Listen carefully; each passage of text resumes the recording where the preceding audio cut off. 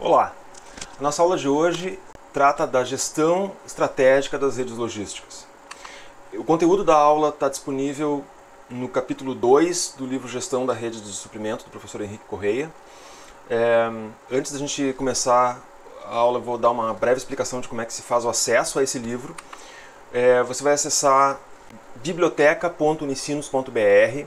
Chegando lá, você vai pesquisar pela palavra redes de suprimento, clica no pesquisar, vai aparecer algumas opções, você coloca ali, você escolhe então o livro esse que nós estamos falando, clica no ícone à esquerda que tem a opção de abrir o livro propriamente dito, vai aparecer então uma janela para você colocar o seu login e sua senha do Unicinos, e com isso você pode acessar o seu livro, a sua cópia do livro. Tá? Então você pode consultar o livro enquanto para a nossa disciplina. Tá? Essa aula de hoje então tem os seguintes objetivos de aprendizagem. Nós temos 5 objetivos de aprendizagem na aula de hoje. Primeiro, ser capaz de desenvolver um melhor desenho estratégico geral de uma cadeia de suprimentos. Então nossa ideia aqui não é entrar nos detalhes do desenho da rede de suprimentos ou da rede logística da empresa, mas pensar qual é que é o objetivo estratégico geral dessa rede, de que forma essa estratégia geral se alinha, esse desenho mais amplo se alinha com a estratégia organizacional. Analisar que parcela da rede de suprimentos uma empresa deve possuir, que parcela ela vai terceirizar. Entender qual é a melhor configuração geral de fluxo de materiais, se é puxado, empurrado ou híbrido, a ser usado na cadeia de suprimento. Sintetizar de que forma o projeto de produto dos processos pode influenciar a eficácia das cadeias de suprimento. E descrever como os parceiros podem colaborar não só na produção e entrega dos produtos, que é a função tradicional de fornecedores, como também no projeto e nos níveis de inovação que a empresa busca atingir. Então, vamos lá. Ao final dessa aula, eu vou pedir que você acesse o livro, lá naquela página que eu mostrei lá no início, e leia o caso Embraer, que está nas 2 ou 3 primeiras páginas desse livro. E aí, me entregue um relatório respondendo essas 3 perguntas. Como e por que a estratégia da cadeia de suprimento da Embraer mudou desde 96? Qual é o risco que a Embraer incorre em aumentar a terceirização? E por que o desenvolvimento compartilhado da Embraer resultou no menor tempo de desenvolvimento e que vantagens e riscos estratégicos isso pode trazer para a empresa? Então, prepare um relatório para a semana que vem e poste lá no Moodle na área que está designada. Nós vamos falar sobre isso na aula presencial, aqui na aula quando a gente... não presencial, mas face a face, né? Quando a gente falar no sistema Teams. Bom, então rapidamente vamos falar então dos níveis de estratégia. Eu agradeço aqui de antemão o fato de vocês terem já me dito qual é o grau de conhecimento que vocês têm dos diferentes conceitos que nós temos aqui. Mas só rapidamente para revisar, então, a estratégia tem 3 grandes níveis, né? Primeiro, ela trata da estratégia corporativa, que vai ser uma decisão de quais mercados a empresa vai participar. Então, por exemplo, no livro ele fala do exemplo da Honda. Né? A Honda tem motos, ela tem automóveis, ela tem motores de barco, ela tem uma série de produtos, né, diferentes. Cada um deles é uma unidade de negócio independente e, portanto, submetida a padrões de competição diferentes. Compete com empresas diferentes. Então, para cada uma delas, vai se desenvolver uma diferente estratégia competitiva, que é o que está o desenho ali, né? Cada unidade de negócio da minha organização tem uma estratégia competitiva diferente, e para cada estratégia competitiva, para cada unidade de negócio, eu posso montar uma estratégia funcional diferente, uma estratégia de operações diferente, uma estratégia de marketing, uma estratégia logística, uma estratégia financeira, uma estratégia de RH, enfim, cada função da empresa vai ter uma estratégia independente de acordo com a estratégia competitiva da organização. Essa estratégia competitiva, ela pode ter vários formatos, dentro de uma mesma corporação, por exemplo, ela pode ter várias unidades de negócio competindo de formas diferentes. A gente normalmente divide ou classifica as estratégias competitivas em estratégias orientadas a custo e estratégias orientadas à diferenciação, e é mais ou menos essa lógica que nós vamos seguir aqui ao longo desse trabalho. E essas estratégias, claro, se desdobram em estratégias funcionais, né, que tem que estar alinhadas. Por exemplo, uma empresa que tem uma estratégia orientada a custo vai buscar reduzir custo na sua área de pessoas, na sua área de operações, na sua área de marketing, assim por diante. E uma empresa que está voltada para a diferenciação vai buscar alinhar suas funções de tal forma que seja mais inovadora, que entregue mais valor para o cliente, assim por diante.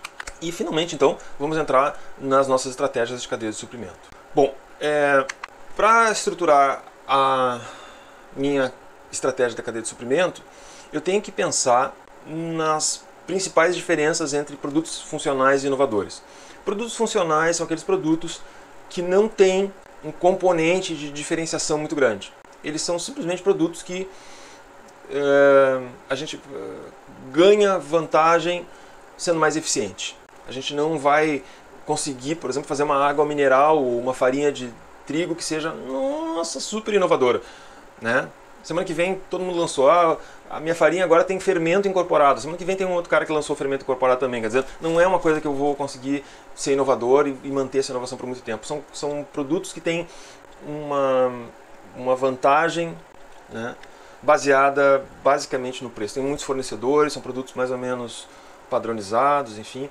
Do outro lado, a gente tem aqui à direita da tela produtos inovadores, produtos que são...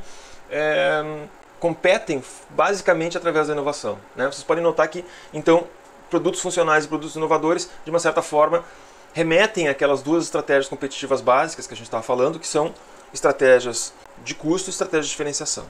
Bom, então a cadeia de suprimento e a rede logística necessária para dar suporte a produtos inovadores e funcionais são totalmente diferentes. Elas têm requisitos diferentes. Produtos funcionais, a eficiência dos fluxos é mais importante. Eu tenho que manter um fluxo contínuo, esperado e assim por diante. Vamos pensar o seguinte, Nescau é um produto funcional. Por mais inovador que eles tentem ser, Nescau 2.0, 3.0 e tal, não interessa. Nescau é Nescau. E Nescau vende praticamente regular dentro do mercado. Eu estava falando com um ex-aluno meu que ele trabalha numa grande rede de supermercados. Ele diz assim, olha, eu consigo te dizer quanto é que eu vou vender de Nescau mês que vem com um erro mínimo em cada loja. O Nescau é um produto que vende muito parelho. Então, o que acontece? Esse produto é um produto que tem que ter uma rede de suprimentos que entregue com uma certa regularidade. O objetivo deles é esse. Então, ela tem que ser enxuta, ela tem que ser mais eficiente. Já produtos inovadores têm essa dificuldade. É um produto mais... que se torna obsoleto mais rápido. Então não adianta eu ter um grande estoque de telefone modelo 9 se já vai ser lançado o modelo 10 daqui a uns meses. Então, também por outro lado, quando eu lanço o modelo 10, eu tenho que ter um estoque bom de modelo 10 para entregar nas lojas, para poder dar conta da demanda, para não perder vendas para o meu concorrente que está lançando o modelo 10 dele, né? Então, tem coisas que a gente tem que se organizar. Então, os produtos inovadores, eles demandam, eles geram uma característica de demanda que se aplica melhor para cadeias de suprimento ágeis. Só para a gente para a gente revisar então as diferenças entre uma cadeia de suprimento eficiente e uma cadeia de suprimento de resposta rápida, basicamente a proposta da cadeia de suprimento eficiente é entregar um fluxo constante ao menor custo. Já uma cadeia de suprimento de resposta rápida, o objetivo dela é entregar um fluxo adequado à demanda, que seja fácil de se ajustar às mudanças de demanda, a um custo não tão baixo quanto o outro. Quer dizer, a preocupação não é otimizar para custo, mas otimizar para a capacidade de resposta rápida às mudanças de demanda. Então, o que a gente imagina é que redes de produtos inovadores vão ser melhor servidas por redes de suprimento de resposta rápida. Já produtos funcionais, empresas que trabalham com produtos funcionais, vão ter necessidade de estruturar uma rede de suprimento eficiente. Um outro conceito que a gente precisa entender aqui é o desenho dos fluxos.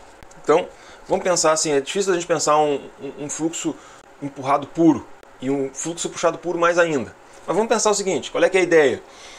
No fluxo empurrado puro, eu gero o produto e mando para a loja e espero meu cliente comprar. Então, nenhum item lá dessa cadeia de suprimentos vai ser entregue antes do meu cliente comprar. Desculpe, todos os itens são comprados, entregues, a fim de se antecipar a demanda. Eles esperam que o cliente vá lá e compre. Bem, eu botei aqui, por exemplo, um sofá das Casas Bahia, certo? Como é que funciona isso? Eles vão lá, falam com o fornecedor, botam um pedido para o fornecedor faz um lote de trocentos sofás absolutamente iguais. Esses sofás vão para as lojas, os gestores de estoque da Casas Bahia definem lá quanto é que tem que vender em cada lugar. eles atiram isso lá para as lojas, os caras da loja se desesperam para atingir as metas de venda de sofá, publicam lá nos folhetos, nas lojas, enfim, e o cliente vai lá e compra um produto que já está pronto e que não tem muita modificação para fazer, nem é possível. Tá? Um fluxo puxado. Eu botei aqui um exemplo, talvez extremo, mas vamos lá. Isso aqui, para quem não conhece, é um teardrop. O teardrop é um tipo de trailer que você praticamente tem uma cama dentro. Né? Ele é uma barraca metálica sobre rodas. A gente pode pensar assim, né? Ele é um mini trailer. Tá? Esse aqui é de uma empresa brasileira. Tá? E como é que funciona a compra desse tipo de produto? Você vai lá e desenha com o cara. Ele senta com o fabricante, se senta com o fabricante, né? Que é uma coisa que o nosso amigo lá da loja de móveis, de estofados não consegue fazer. Senta lá com o fabricante e diz assim, olha, nós somos um casal com essa idade, a gente tem um carro do tipo tal, a gente quer ter um trailer assim, a gente quer ter isso, quer ter aquilo no trailer, a gente quer ficar tanto tempo sem poder plugar na energia, essa coisa toda. Define as características e ele, a partir do desenho que vocês construíram com ele, vai lá e compra as peças, monta os componentes, solicita várias coisas que são pedidas sob encomenda para os fornecedores dele e assim por diante. Então tudo é feito, tudo é puxado pela demanda. Tá? Vejam, isso é um caso extremo. Né? Na verdade, os dois casos são hoje em dia muito extremos. Né? A maior parte das organizações vai adotar uma estratégia que a gente chama de híbrida. Ou seja, ela vai empurrar até um certo ponto, geralmente até o ponto máximo onde eu consigo diferenciação, e depois ela vai puxar a partir de um certo momento. Tá? Eu vou mais adiante mostrar um exemplo, quando eu falar de postponement, de postergação, de diferenciação postergada, eu vou mostrar como é que funciona essa coisa de criar uma fronteira entre o empurrado e o puxado. Tá? Então qual é que é a ideia? Do ponto de vista estratégico fluxos 100% puxados se referem melhor a 100% de eficiência e um fluxo 100% empurrado funciona melhor para 100% de resposta rápida. Bom, como é que a gente desenha a rede de suprimentos? Em outras palavras, eu terceirizo ou eu faço internamente? Aí dois fatores são importantes para definir o desenho de uma rede de suprimentos. Primeiro, custo de transação e segundo, competências centrais. Eu vou falar dos dois agora para vocês em sequência. Então vamos lá. Custo de transação. Se o número de fornecedores é alto, eu tenho vários fornecedores alternativos para aquele produto, eu não preciso ter nenhum maquinário ou um equipamento especial para usar a peça ou componente do meu fornecedor. Se a incerteza é baixa, tipo, olha, dificilmente vai faltar esse tipo de produto e tal, e a frequência é baixa, isso configura uma situação em que tem um baixo custo de transação. Ou seja, a chance do fornecedor me dar um cano é muito pequena, dele me sacanear. Se ele me sacanear, tem vários caras que oferecem, eu posso trocar sem medo, todo mundo vai me entregar esse item e eu compro ele muito, muito raramente. Pelo amor de Deus, né? Sabe? Incomodou, vai embora. Então, nesse sentido, talvez valha a pena eu terceirizar esse processo. Não tem por que eu ficar com ele. Qual é o custo de produzir isso é tão alto que vale a pena terceirizar esse troço. Agora, por outro lado, se tem poucos fornecedores que podem me entregar isso, eu fico na mão do cara. Eu tenho que fazer uma super operação dentro da minha empresa para receber esse determinado tipo de componente. As incertezas são altíssimas e eu estou sempre comprando esse tipo de item. A chance de eu tomar um pé desse cara é muito grande. Eu estou muito na mão do meu fornecedor. Então, uma possibilidade estratégica, hoje já se investigam outras, mas assim, a principal cura para essa doença dos altos custos de transação é internalizar, fazer em casa. Se esse é um processo tão complicado que não vale a pena eu largar na mão do fornecedor e me arriscar. Certo?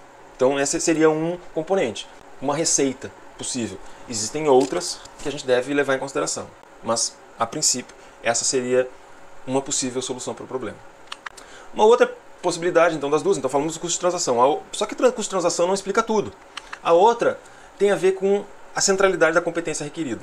Coisas que têm um baixo valor para o meu cliente, componentes ou processos dentro do meu produto. Diferenciação sobre a concorrência é baixa. E estendabilidade daquela competência, né? Eu posso usar essa competência para poucas coisas dentro da minha empresa, não me gera nada de interessante, eu posso terceirizar. Eu vou dar um exemplo, por exemplo, em que custo de transação sugeria terceirizar, mas da competência central não. Tem uma empresa de ônibus aqui de Caxias, eles estavam terceirizando a produção de bancos para um fornecedor. E você sabe, o chassis, o ônibus ele não tem, ele é um chassis, na verdade, né? O cara que faz o ônibus, ele compra o motor de terceiros, compra componentes de outros fornecedores e tal, e monta o ônibus de acordo com a especificação do cliente. O grande skill, talvez a grande capacidade, a grande competência do cara, talvez seja a competência comercial, né? Saber lidar com as transportadoras, as empresas de transporte de passageiros, para que elas desenhem para eles, olha, como é que eu quero o meu ônibus, tá? E desenhar o ônibus. Então eles pensaram, não, vamos terceirizar esse negócio. Quando começaram a terceirizar, se deram conta do seguinte, olha, mas vem cá, será que terceirizar esse banco pro cara, ele não, na semana que vem não está fazendo ônibus? Não estou criando um concorrente? Então, a decisão que eles adotaram foi internalizar o processo de produção dos bancos, para que nesse processo eles entenderam como sendo uma competência central deles. Não que tenha vantagem do ponto de vista de custo de transação, mas olha, isso aqui se a gente terceirizar, a gente perde uma competência importante nossa para um potencial concorrente. Então assim, qual é que é o modelo simplificado assim, de comprar ou fazer? Se uma competência é não central e o custo de transação é baixo, terceiriza e esquece, né? Se é uma competência central e o custo de transação é alto, faz em casa, ou se tu vai terceirizar, controla 100%. Assim. Tem contratos leoninos com o fornecedor, compra ações do fornecedor para ter uma parte do controle acionário dele, enfim, tem várias maneiras de se controlar um fornecimento, né? Então, fazer o controlar 100%. Já se o custo de transação é baixo e é uma competência central, tu pode tanto fazer ou controlar, mas é uma situação que ela é menos comum. Vejam, esse exemplo que eu estava dando do ônibus, de uma certa forma, era uma competência que foi considerada central, mas também de uma certa forma havia um custo alto de transação pela questão do oportunismo. Então, né? E se os custos de transação são altos e é uma competência não central, a sugestão mais moderna é terceirizar com autocontrole. Tá? Então seriam as 4 condições. Tá bem? Bom, projetos de produto e processo para cadeia de suprimento mais eficazes. Primeiro, pensar na questão da embalagem e transporte, né? Por exemplo, a IKEA, uma empresa que vende produtos para casa, eles desenvolveram ao longo do tempo um conjunto de embalagens e de uma certa forma ajustaram o desenho do produto de um conjunto de canecas deles para reduzir o tamanho de embalagem para conseguir economizar no transporte. A Johnson & Johnson fez um projeto de redução de 18% do tamanho da embalagem de Band-Aid para conseguir, vejam, 90% do Band-Aid produzido no Brasil é exportado. Vocês imaginam a quantidade de container que isso representa, né? No transporte diminui 18% o tamanho de uma embalagenzinha. Você pensa 18% de uma embalagem de Band-Aid é pouca coisa, mas pensa a quantidade de Band-Aid que é vendida no planeta, né? Uma outra coisa é processamento paralelo, ou seja, fazer coisas diferentes em partes diferentes da cadeia de suprimento. Por exemplo, você pode ir largando um processo para acontecer enquanto você compra do fornecedor e aí quando o componente chega, você monta e assim por diante. Um outro aspecto que tem dado muito certo ao longo nesses últimos anos é a criação de componentes padronizados. Ou seja, em vez de ter tem uma fábrica de máquina, né? Tudo que é máquina tem que ter um quadro elétrico. Em vez de ter quadro elétrico diferente para cada máquina, padroniza o quadro elétrico. Então simplifica o processo de projeto de produto e assim por diante. E o último, que é um aspecto razoavelmente novo em termos de ideia, mas ele já é utilizado sem esse nome em vários locais, é o postergamento, o postponement, né? O que é a ideia do postponement? É adiar a diferenciação do teu produto até o último ponto possível. Então, vamos pensar nesse exemplo aqui debaixo da pizza. Tá? Como é que é uma pizza? Bom, a gente tem aqui pizzarias aqui à nossa volta, os caras oferecem lá 50 sabores de pizza. Então, você imagina fazer estoque para 50 sabores de pizza pronto. E não são só 50 sabores, eles não vendem a pizza inteira com o mesmo sabor. Tu pode pedir 2, 3, até 4 sabores na mesma pizza. Quer dizer, tu imagina a quantidade de combinações que isso dá. alguns bilhões, façam uma conta depois, vocês vão ver que alguns bilhões de combinações. Não tem como fazer isso no ponto de venda, não tem como ter isso em estoque. Por outro lado, então tem um fluxo totalmente empurrado, né? Eu tenho tudo pronto para estoque e espero o cliente pedir, né, metade calabresa, metade sei lá o que, metade 4 queijos e acertar esse negócio, a quantidade que eu tenho que fazer no dia. Por outro lado, fazer tudo puxado é complicado também, certo? Você imagina fazer tudo isso aí puxado. O cliente liga, eu só um pouquinho que eu vou amassar a massa aqui. Né? Não acontece. Então o que a gente tem? A gente tem um processo de postergamento, ou seja, os componentes que são padrão na pizza, massa, molho e tal, ficam prontos e o último item que é incluído são os itens de diferenciação, é a cobertura da pizza. Então, nesse processo, envolve a introdução de um grau de diferenciação no último momento para que a entrega seja o mais rápido possível. Bom, finalmente, quando e como integrar parceiros, né, no projeto de produtos novos. Então, à medida que as empresas estão se tornando mais concentradas, mais focadas nas suas competências centrais, a gente está terceirizando cada vez mais, está cada vez mais dependente de fornecedores. Então, é importante incluir esses fornecedores o mais cedo possível no meu processo de produção e distribuição. Né? As tarefas tradicionais de um fornecedor, o que é? É produzir e distribuir produto. Né? Mas agora nós estamos pensando em trazer o cara para projetar junto com a gente. Né? Então, quais são as fases da produção, do desenvolvimento de produtos? Geração de ideias, né? Pensar no que o cliente quer, avaliação da viabilidade técnica, desenvolvimento do conceito do produto, engenharia e design de produto, prototipagens, testes pilotos e preparação para a produção em escala. Essas 5 etapas são possíveis pontos onde eu posso incluir o meu fornecedor, dependendo do tipo de fornecedor que ele é, do tipo de componente que ele fornece e de uma outra série de fatores. Aqui eu estou deixando um modelo para decisão. Eu vou rapidamente, porque ele é enorme, eu não vou ficar aqui a vida toda falando dele, isso é só eu rapidamente aqui apontar alguns itens aqui que eu acho que são importantes de se trazer. Então vamos pensar assim, ó, a primeira coisa, o que é comum aqui? Trazer a equipe de desenvolvimento e a equipe de compras junto.